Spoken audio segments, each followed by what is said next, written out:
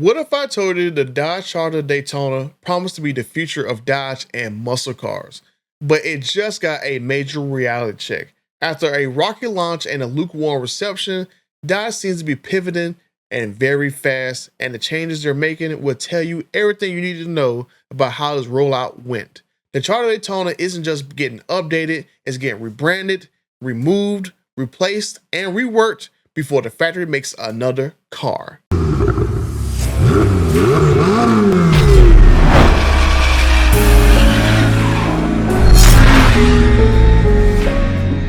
Now I'm over 42,000 friends, and the 72% of you guys who are hurting my feelings by watching these videos and not hit the subscribe button, help a butter out while we dive into this EV mess that Stellantis has caused for Dodge.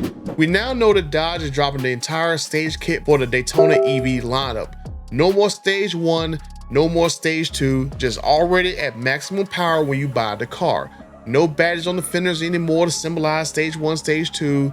No extra pricing tied to going to the dealer to buy stage kits, which on an EV does not make any sense whatsoever. The car is capable of more horsepower, but Dodge is going to software lock the car out of you being able to access that horsepower and then make you pay more money in order to access something that your car can already do.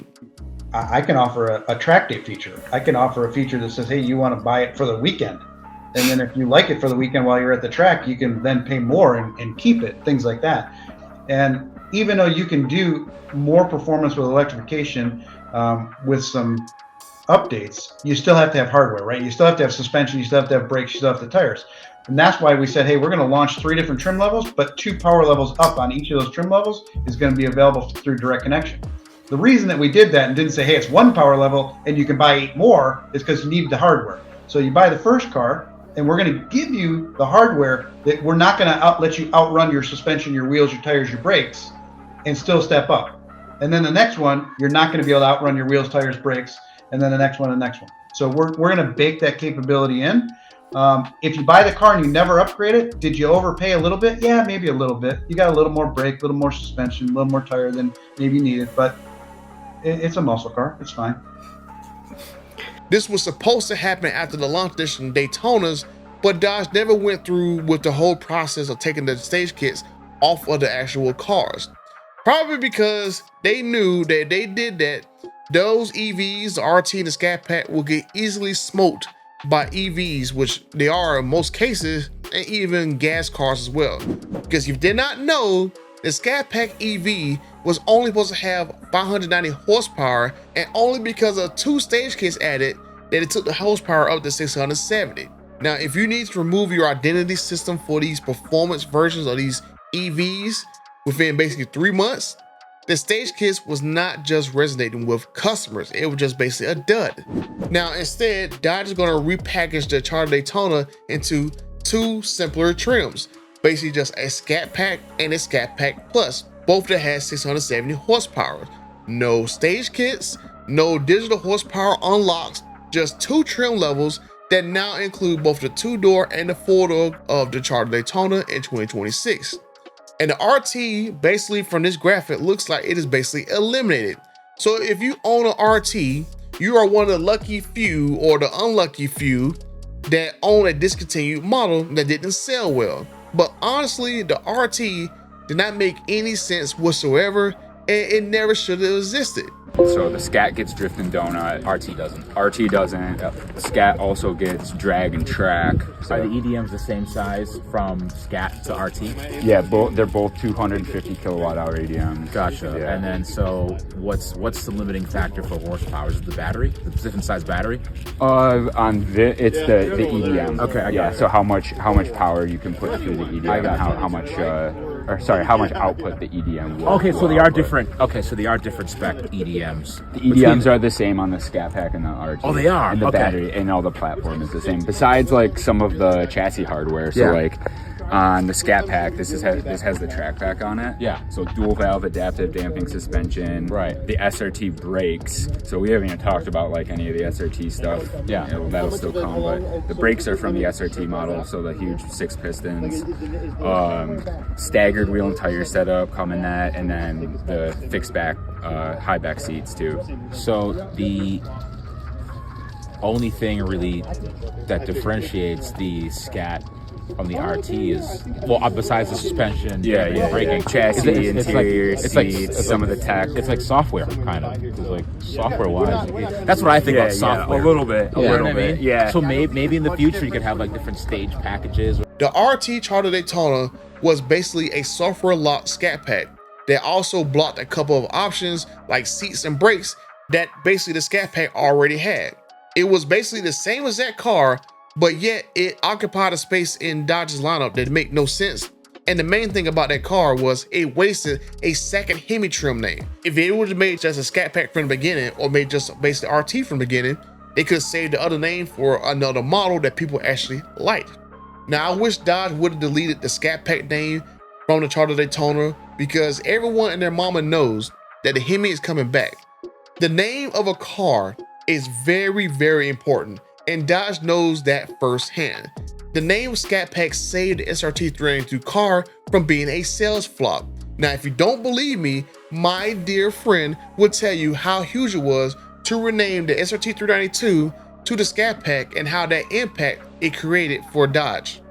It's that visualization, it's that attachment that makes that brotherhood, it makes that bond amongst these people. So, but it was really the start of that creation of visualization and attachment, that from there we went to Scat Pack. And Scat Pack to me is probably the best example ever. Scat Pack's our fastest turning, highest volume car that we have today. Do you know the Scat Pack existed before the Scat Pack existed? No. Absolutely identical car, sold about 1% of our mix. We changed it to Scat Pack, put the logo on it, created visualization and identification, and went from 1% to 40%. Calling this EV just a stealth or maybe just a Charger Daytona RT, I think that would have been fine in the long run, but to give this thing the Scat Pack name, and that was one of the most popular names of all the Challengers and Chargers, I think that hurt Dodge's reputation, not just for the fact of a Dodge EV, but because they stuck the iconic names of cars to cars that nobody wanted in the first place. I mean, if you see how well it worked out for Ford, nobody really wants a Ford Lightning. And even though that was one of the most popular trims for an actual F-150, no one cares about the F-150 Lightning. Now it's just a joke of its former self. The Mustang Mach-E, I mean, really people buy that car because it is cheap compared to the Mustang. Taking iconic names and putting them on classic cars that people love, that's not really the right answer. But like I said, if you don't agree with me, it's fine. But look at it like this. This will be the third time that Dodge has renamed these EVs that they've made. And they've only been out for really 1 quarter. Because if you remember, I'm gonna see how far you can remember this. If you remember, these cars were supposed to be called the Charger Daytona 340, and then the 370 for stage 1, and then the 400 for stage 2. Those names were all changed to RT. And then for the 440 for the actual Scat Pack vehicle, and then you have 470 for stage 1 and 500 for stage 2. And like I said, that name was changed to Scat Pack. And so basically these cars in 2026 will have the name changed for a third time, and they will have no more reference to stage kits again. I'm just saying, if you don't want to believe me that this car was a failure to launch and people was not buying them, the name got changed multiple times within a quarter. And I want to hear someone tell me in the comment section, when have you ever heard of a Scat Pack, a Hellcat, a Red Eye, a Superstock, or a Demon 170 failing so badly they had to change the name that many times in such a short time frame? I'm just saying. And there's more from Dodge with the Charger Daytona. They also unlocked previously mandatory packages like the Track Pack to help reduce the base price of this car. Now, that to me is a clear sign that this product is underperforming at launch. To me, this is like trying to remove the RT name and remove mandatory packages. It's basically like the automaker's version of slapping in a "we're going out of business" sale for this car without publicly admitting that this car was a failure, no one wants to buy it, and they're trying to figure out ways how to lower the MSRP without having to, tell anybody that they're doing this. All the changes point to me one thing, that this car is not landing the way that Dodge hoped. And now the brand is scrambling to simplify the lineup, ditch all the digital stage kit nonsense, and prepare the market for what really matters, the return of the Hemi engine. How much do you want to bet that you will see the Charger RT again, but this time I guarantee you it's gonna have a 5.7 Hemi in it? How much you want to bet? A 392 version, Dodge still has a trademark for the name Super B, so that would be a pretty cool name to upgrade from, going from Scat Pack to Super B as next generation Charger. And I think that would be a great step going forward, since they're now all of a sudden changing names of all their cars. I'll talk about the actual 6-pack cars in another video. All these changes to these cars are basically a band-aid to cover up the wound that Stellantis created.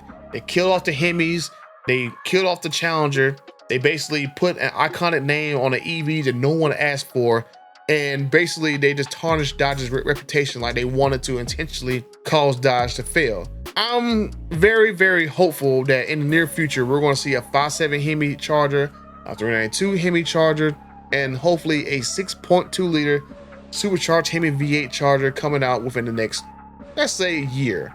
So what's next for Dodge? I think Dodge is trying to course correct and try to get prices down and make the lineup easier to understand, because this whole nonsense of having all these iconic names put on EVs, I did not really like it. But I'm hopeful that with all these changes that we're going to see some positive stuff come out of Dodge.